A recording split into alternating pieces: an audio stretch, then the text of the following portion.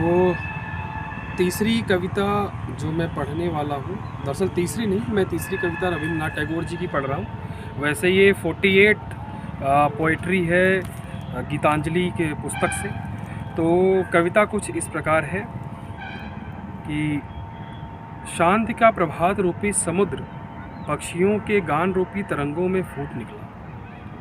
मार्ग के दोनों ओर पुष्प खिल रहे थे और सुनहरी किरणें बादलों की दरारों से निकलकर इधर उधर छिटक रही थी। परंतु हम कार्यवश अपने रास्ते पर चले जाते थे और हम लोगों ने सुख के कोई गीत नहीं गाए और न कोई खेल ही खेला। बाजार के लिए हम गांव में नहीं गए और न हम हंसे बोले और न मार्ग में ही ठहरे।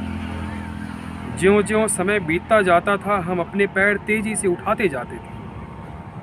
सूर्य मध्य आकाश में चढ़ गया, पक्षी छाया में कुहू कुहू करने लगी। दोपहर की तप्त वायु में कुम्हलाई हुई पत्तियां नाचती और चक्कर लगाती थी। गडरिये का लड़का वट की छाया में अचेतन पड़ा था। मैं जलाशय के पास लेट गया और अपने थके हुए अंगों को घास पर फैला दिया। मेरे साथियों ने मेरी हंसी उड़ाई और घमंड से सिर ऊंचा किए हुए तेजी से आगे बढ़े चले गए। उन्होंने पीछे की ओर एक बार भी नहीं देखा और न अभिवादन किया। थोड़ी देर में सुंदर नील छाया में दृष्टि से छिप गए। उन्होंने अनेक मैदानों और पहाड़ियों को पार किया और कितने ही बड़े बड़े देश उनके रास्ते में पड़े।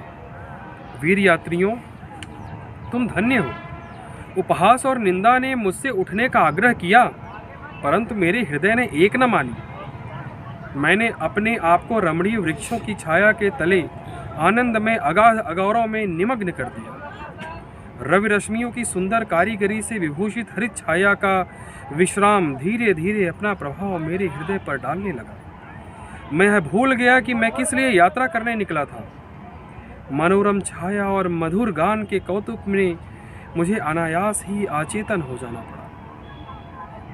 अंत में जब मेरी नींद खुली और मैंने अपने नेत्रों को खोला तो मैंने देखा कि तू मेरे पास खड़ा है और अपनी मंद हंसी से मेरी निद्रा को प्लावित कर रहा है। कहाँ तेरे मार्ग की थकाने वाली लंबाई और तुझ तक पहुँचने की कठिनाई का भय, और कहाँ यह सुगमता और सुलभता।